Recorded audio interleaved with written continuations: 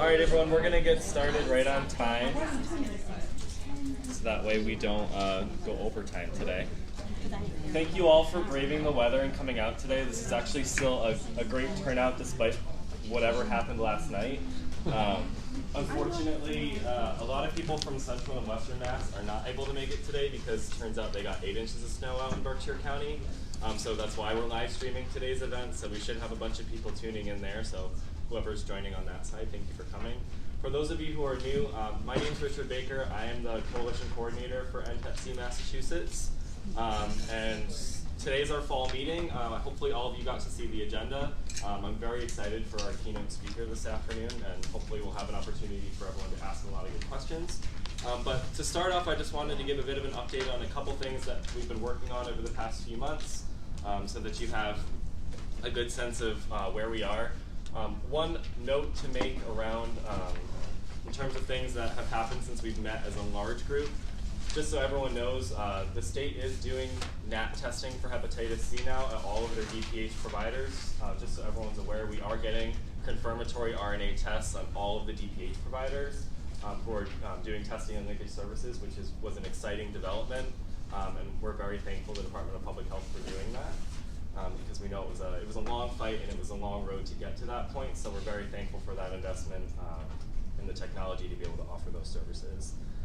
Our last spring meeting was held out in Worcester, where we tried to engage a new group of people kind of in the central and western part of the state. We talked a lot about syringe service programs out there and what the messaging for central and rural parts of the state might be and how that differs from what's going on in some of the urban areas.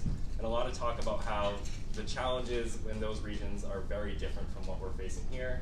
A lot of times we see kind of the face of the opioid epidemic being the urban areas. The challenge with that being there's plenty of it going on across the rest of the state. It's just not as focused on and doesn't really get the same limelight. Some of the things we were working on around legislative advocacy, I'll give everyone an update on that because that's an ongoing process. So some of you might know last year we had a legislative briefing day at the State House where our aim was to try to build legislators' knowledge base around what's going on with the state of the hepatitis C epidemic in Massachusetts. What we learned from that is not surprising to a lot of us in the room, that there's just a general lack of knowledge about just how serious the hepatitis C epidemic in our state actually is.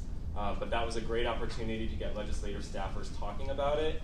And I want to thank all of you because when we actually proposed the screening legislation that we worked on with Senator Montigny, we kind of snuck in a backdoor way of getting screening legislation into the Senate budget.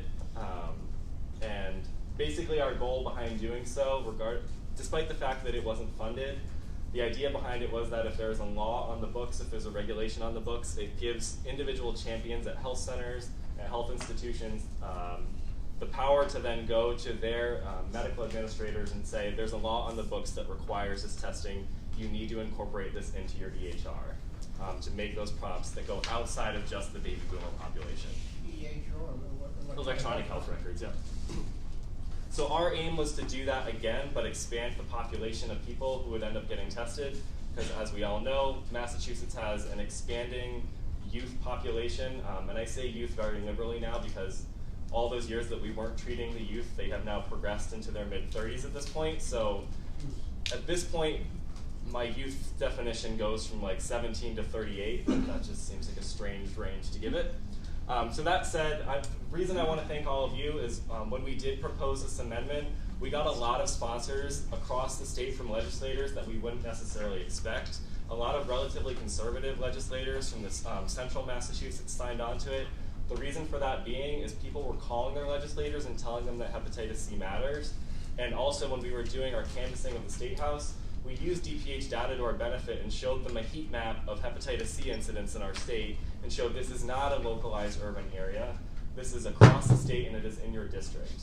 So moving forward, that's going to be our continued approach, is showing that this is directly linked to the opioid epidemic and it is in your backyard. So I'd encourage you to keep pursuing the office again. And we're looking to do another expansion of screening, but this time around, the aim is to empower DPH to put the regulations and determine what regulations make the most sense for the populations that we're working with. essentially coming up with the same idea that if we put regulations on the book, DPH can enforce them, and then individual providers within institutions can then use this as a regulation and say, this is on the books, we need to incorporate this into our process for screening within our health center, within our hospitals. So that's our next aim. We're working on that right now. We have a bit of a draft. We're drafting out language right now. We've already met with Senator Montigny's office once, and we're planning on meeting with them again in early December with the goal of proposing that as a standalone bill in January. That will also be accompanied probably 2 months or so later by another legislative action day, which is going to be something that we're going to be discussing in one of our breakouts today about what that's going to look like, what our ask is, and what makes the most sense for us to how do we push this message of why screening is relevant and important, and what are we going to get from it? And also tying that to the budgetary ask that ultimately comes when we start pushing for our OHA line item that ultimately funds all of these hepatitis C services. So that's exciting. That's one of our goals moving forward, and I will keep you as up to date as possible about that, both through meetings and through our email circulation. Real quick, I wanted to give Deb Winters, where are you? She has a little bit to talk about the upcoming NEADAC programs, and I wanted to let her describe it so I don't say anything incorrectly. Okay. I am Deb Winters. I'm the clinical director for Massachusetts for Can you come up? ETC, New England Education Training Center, but my other hat is I have a project with DPH, hepatitis C project that we've just started. For the video? Sure. Sorry? For the video? Sure. Oh, in front? Yeah. So because they're streaming it? Oh. Just so people can hear you. See it. So we have a hepatitis C project with DPH in conjunction with the NEATC. The idea is that we are going to be formulating regional programs throughout the state. We have one on December 4th that's going to be in Worcester. I have flyers. I am shamelessly plugging. January 11th will be at Codman. April 24th will be down at the Cape. And then we're also developing community of practices groups throughout Massachusetts to get providers to talk to one another about cases, challenging cases, updated information. In other words, just improve the communication. And the bottom line message is that everybody can be treating Hep C. I mean, this is something that we all should be doing. I'm doing HIV for 33 years, so Hep C just, goes along with it. We can do this, and so the message is being, and I'm out there just, plugging it shamelessly again. But by, developing these groups and these trainings, we're putting together not only the providers, but the ancillary staff, the nurses, the case managers, the social workers, finding out what their successes are and what the barriers are, and then moving it forward, linking people up with mentoring. So it's technical assistance, it's mentoring, it's whatever the site needs. And that's what the grant is providing. So I encourage all of you, there was a letter that went out to all the community health centers. We're putting it out again because I got about 17 responses, which is good. But we're going to put it out there again by saying this is, it's free. You have an opportunity to take advantage of this. I will definitely give you a list because I'm Jody. I'm a pharmaceutical entity, so I do education in the community. Okay. But I can give you a list of the individuals that weren't user-friendly to pharma but still need the education, so I can give you a list of how to connect to you. Lists help. And then I follow up with lists. We keep following up with lists. But I will tell you, even now, the buzz is out there because I've been around a lot, and DPH has really been marketing this, so now I'm getting calls in. So I think, it's going to take off.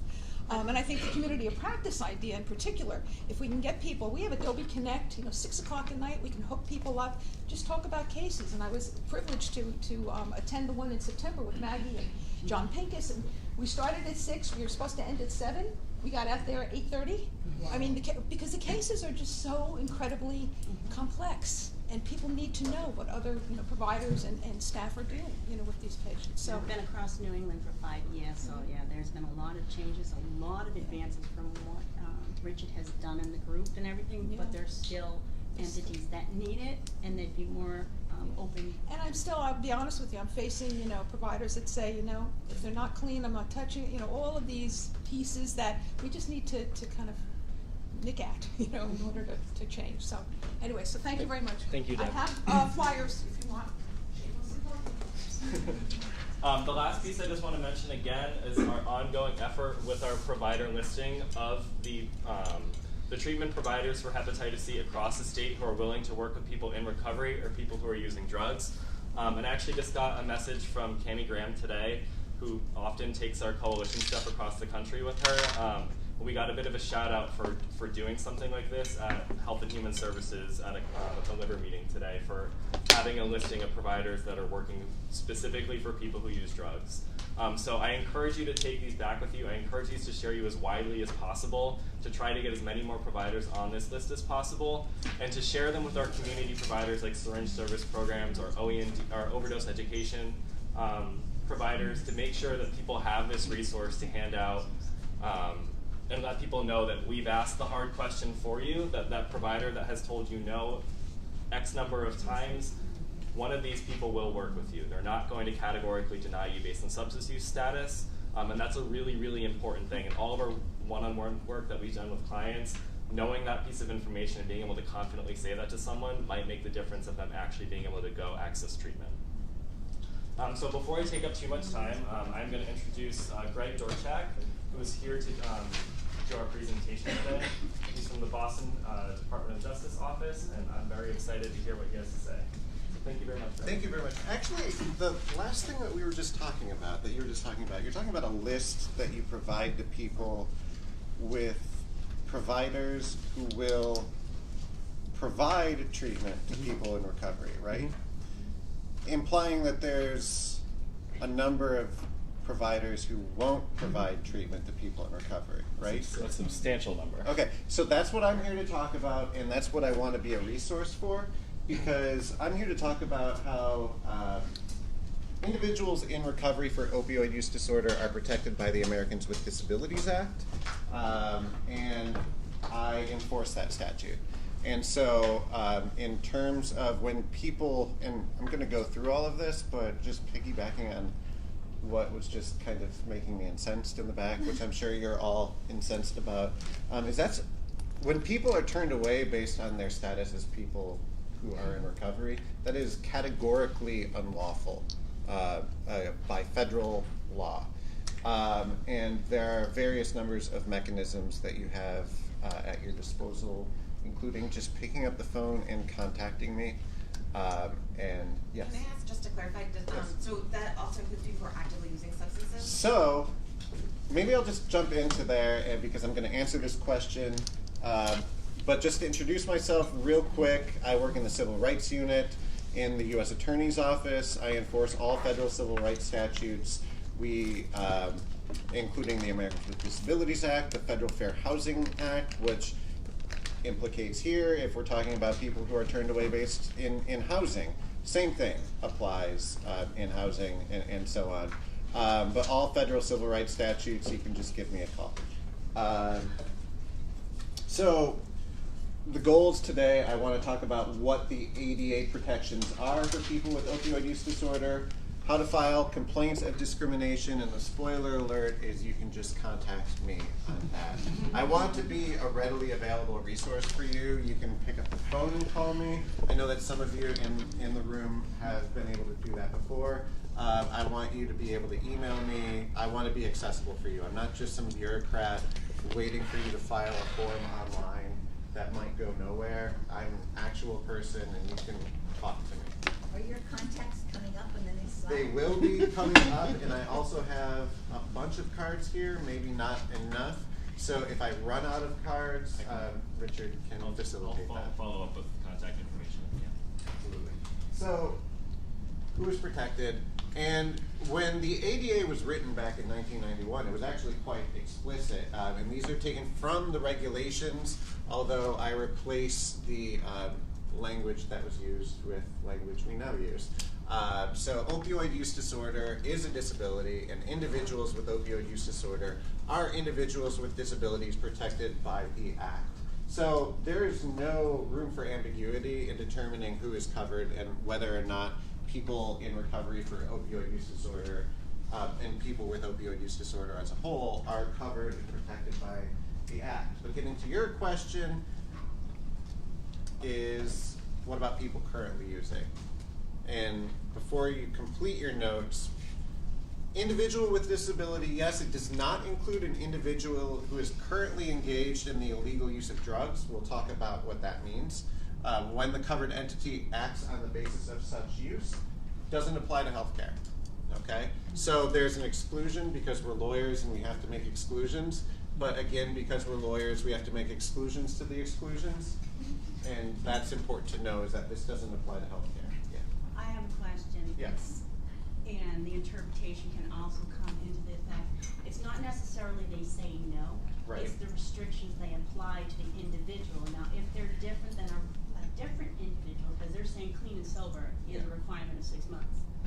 Whether it is or not to their insurance company to provide it decides that, so that being discriminatory or not. It would, and I hate to use the lawyerly answer, it really depends on the facts. We'd have to look at the facts. So there might very well be situations where 6 months of not illegal use might be valid. So like, let's say we're talking about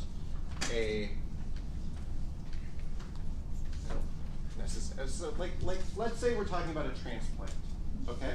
I could absolutely see reasons why there might be contraindications if maybe the transplant might not work if it's 3 months or 2 months, and so there might be very well reasonable clinical standards that are put upon there. But at the same time, let's say somebody tries to enter a detox facility, and I don't want to get into the use of detox as a preferred method of treatment, but here's a complaint that was brought to me. Somebody tried to enter a detox facility, and because previously when they tried to enter that same detox facility, they tested positive while there for gabapentin, they were not allowed to go back to this facility for another like X number of months. So they were banned from that facility for like the period of a year because previously they had not successfully completed the program. Like, that doesn't count, right? We really do have to depend and look at all of the facts of the situation. And I do want to talk about what currently engaged in the illegal use of drugs, because again, it depends. Does somebody's single use of a Percocet 3 weeks ago, when they had been successfully completed in a program, and perhaps it was between a barrier of a week when they did not have access to their prescription for whatever reason, does that count as current illegal use? It really would depend, okay? And I would probably argue in that situation I talked about, maybe, probably not. So we have to have a reasonable belief that this person's drug use is current, or that it is a real and ongoing problem. So it leaves a lot up in the air, and I want to point out to this that because this is the answer for the lawyers to really look at the facts on, that if you have a situation that you think might fall into this category, still reach out to me, and we can talk through some of the options that are available if you see this kind of situation. I don't want you to think that there's a filter, that something has to rise to a certain level of drastic and problematic before you raise it to me. You can reach out to me on borderline or questionable things. It's my understanding that Mass Health, or Medicaid in Massachusetts, can't say you have to be clean for X amount of time. That's what I've been told.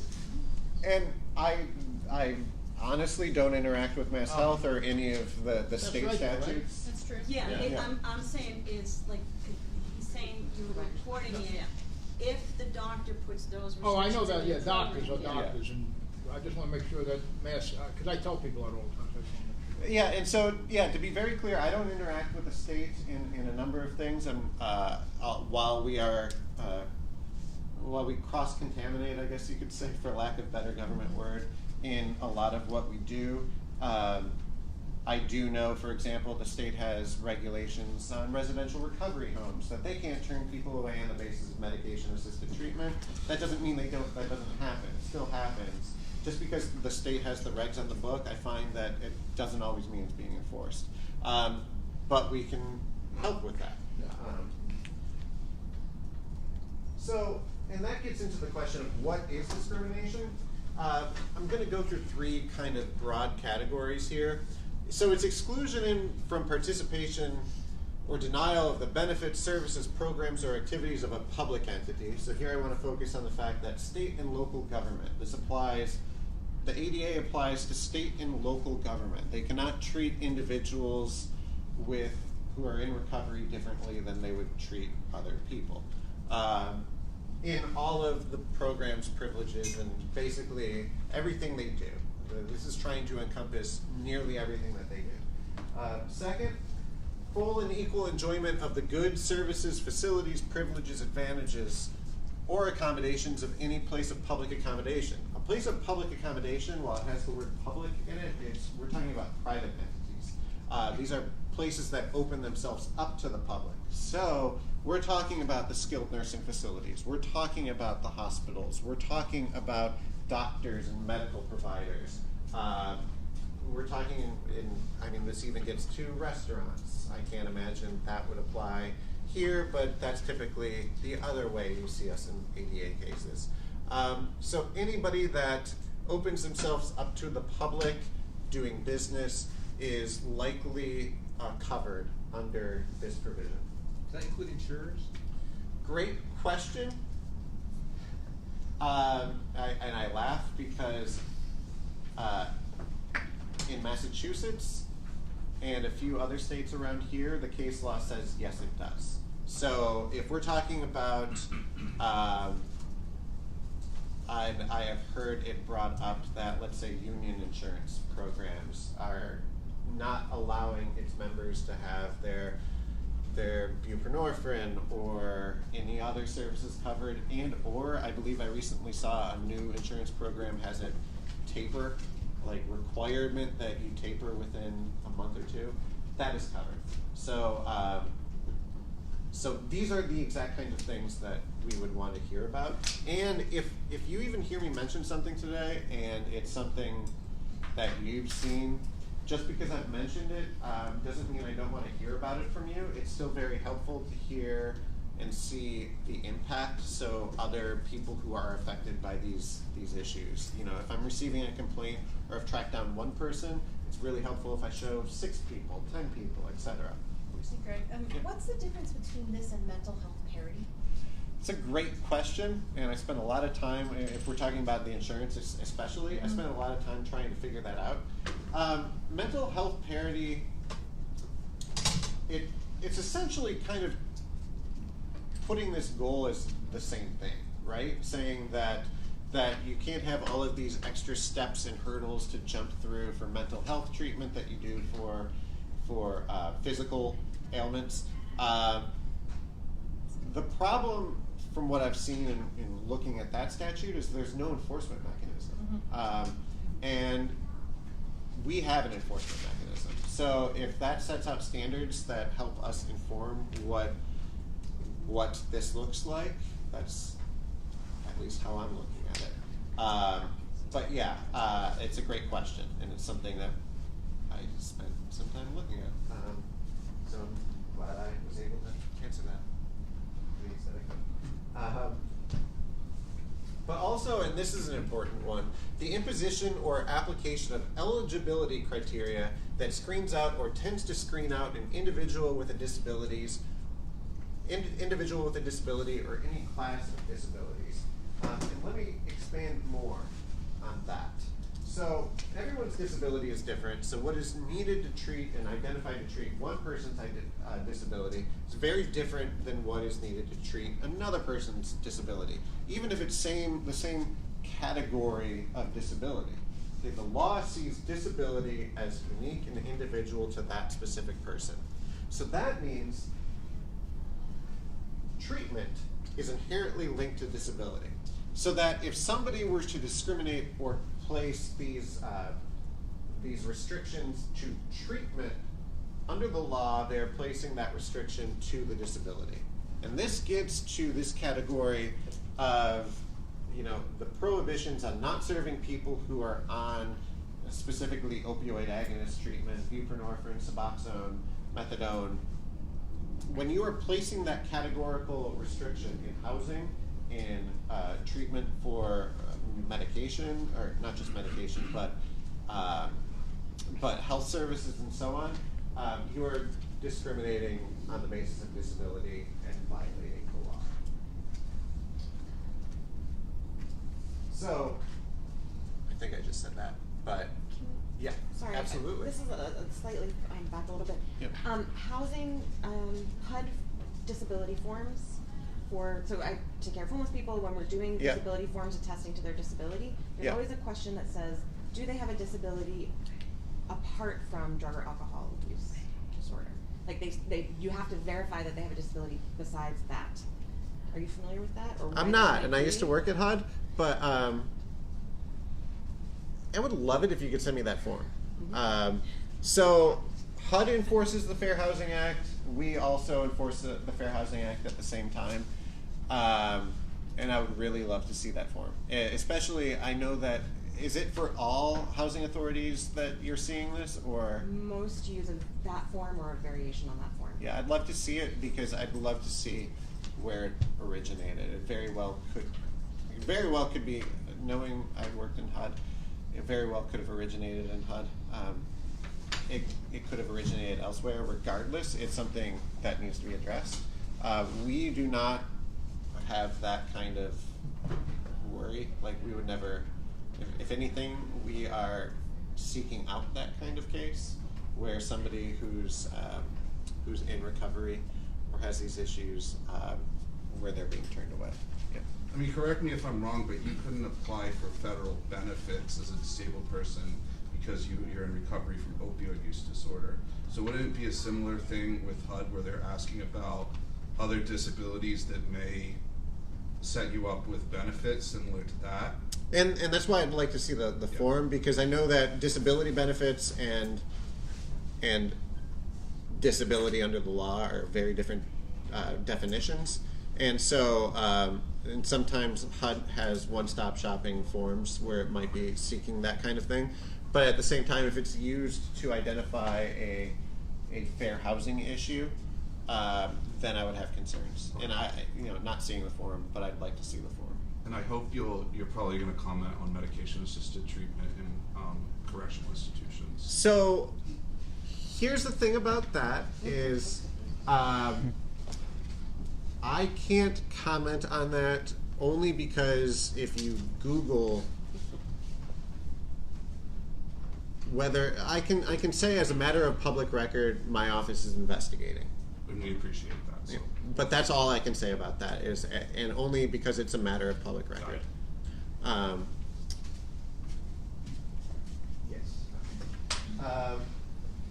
And this is one thing that I want to make clear is we do not take the position that one form of treatment is better than another. And very well, I think that's for other people to make that assessment.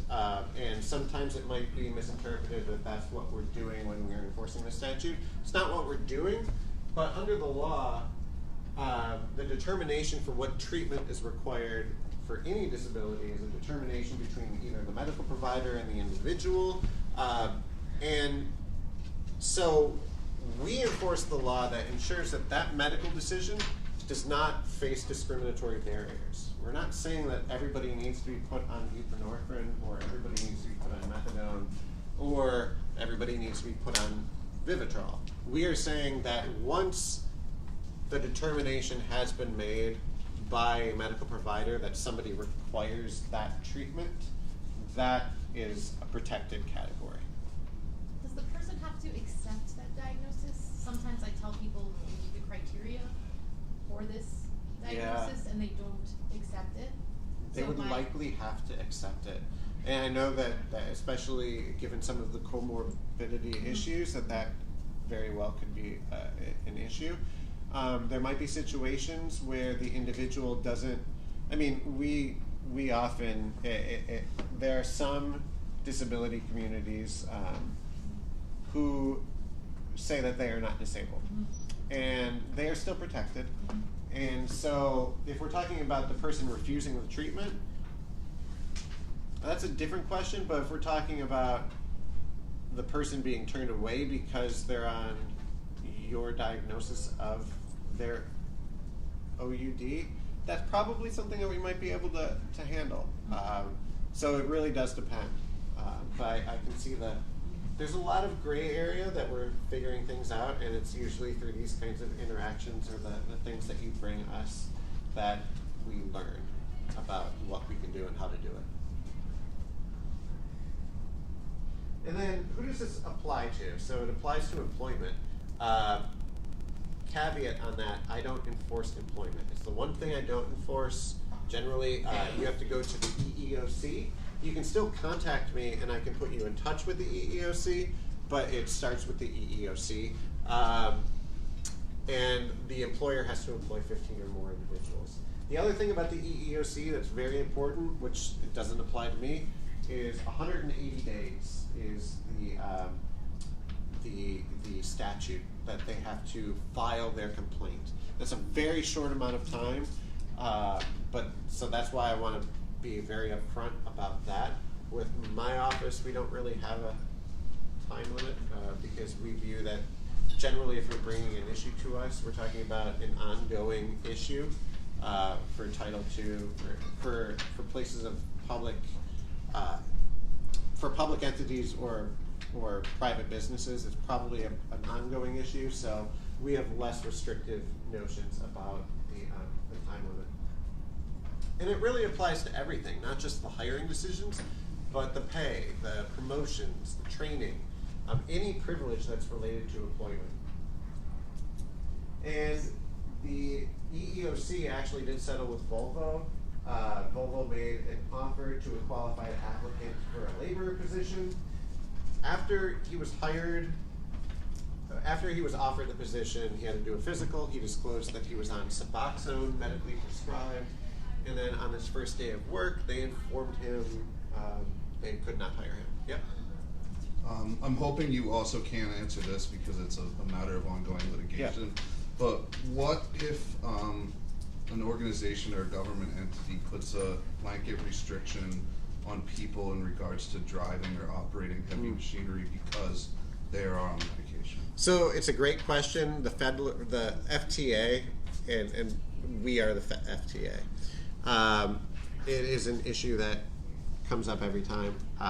There's nothing necessarily. That's like one of the few things I can't do anything about. I'm not saying that somebody else couldn't, but because I am the federal government, and it's probably somebody who shares an office next to me who would have to defend that case. But these, I will say this. This notion about medication-assisted treatment and the protections that are needed and really looking into this. This is something that I would say we have only, and I know many people working in this community have known about this for a long time, some of these issues. I would say it's really come to the attention of governmental entities who are enforcing these statutes within the last, year and a half, 2 years. I mean,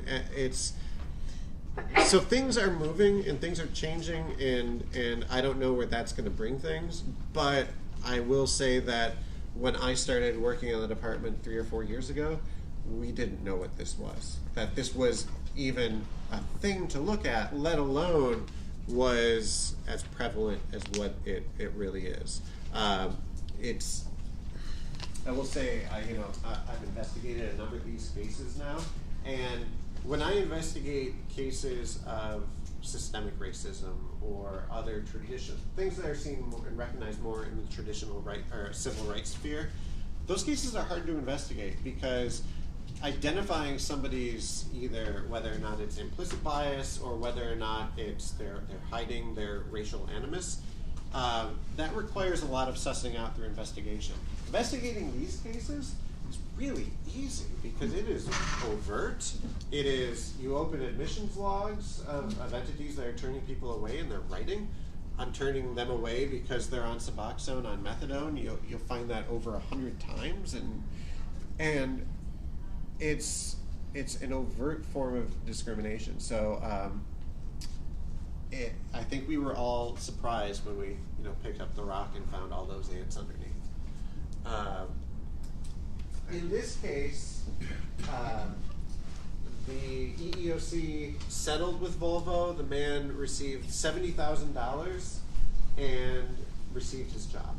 So that was the end result of this litigation. I believe in the last month, the EEOC has opened filed three more lawsuits on very similar fact patterns. So the EEOC is actively moving in this sphere. That said, I recognize that somebody needs a job tomorrow, and going through litigation isn't going to get them a job tomorrow. And I recognize the issues that they have to go through in order to do that. So I see the tension there. Some of it relates to whether or not their job will in fact be paying for their treatment, whether they're insured through their work. Right. No, I absolutely. So, yeah. And this question has been brought up to me, especially in the cases where their insurance is tied to their job, and then by disclosing the kind of treatment that the insurance is paying for, somehow your job is finding out about that. The job should not make any adverse reactions upon knowing that. That's not saying, though, like from the complaints that I'm getting, is that's what's happening, and that people are even afraid of disclosing because they know what's going to happen. So it's a hard position that they're put in because they do have legal redress, but that doesn't help them today or tomorrow. So I totally see the issue. One of the things that can happen with us is, so I'm in a position where I open cases by virtue of a complaint, but I also don't need a complaint to open my cases, right? I don't necessarily need an aggrieved individual to substantiate opening an investigation. I can hear about an issue going on, so I can hear confidentially about an issue. What I need is a target. I don't need the complainant. And so if people want to tell me about an issue about a certain, and again, employment is not, insurance is something I can look at, employment is something the EEOC has to look at. There's some tie between the two. But if people do want to tell me about locations without disclosing their identity, but just kind of telling me what's happening, that is something that can be helpful, and perhaps we can do something there. And just to make it clear for myself, did you say that the insurance company is not supposed to inform the employer? No, I didn't say okay. that. I didn't say that. However, there is everybody familiar with 42 CFR Part 2? Yeah. Unfortunately. Yeah. Okay. There's probably 42 CFR Part 2 issues. I'll have to look that up. Yeah. Okay. 42 CFR Part 2 is it's like HIPAA. Oh, okay. But it's like super HIPAA. That's how I describe it internally. It is for people who are receiving treatment for substance use disorder, whether or not it be alcohol use disorder or so on. And they have heightened protections over HIPAA to the extent that, like, on HIPAA cases, I have law enforcement exception and I can receive all HIPAA data, essentially. Hospitals and so on have to turn over their HIPAA protected data to me. Not so with 42 CFR Part 2 data. In fact, it is a criminal offense for them to share that data with me. Ironically, it's my office that's the one that also enforces the criminal statute, so I don't know what to do about that, but it's a criminal offense. It makes it for awkward Christmas parties. It does, yeah. They already are.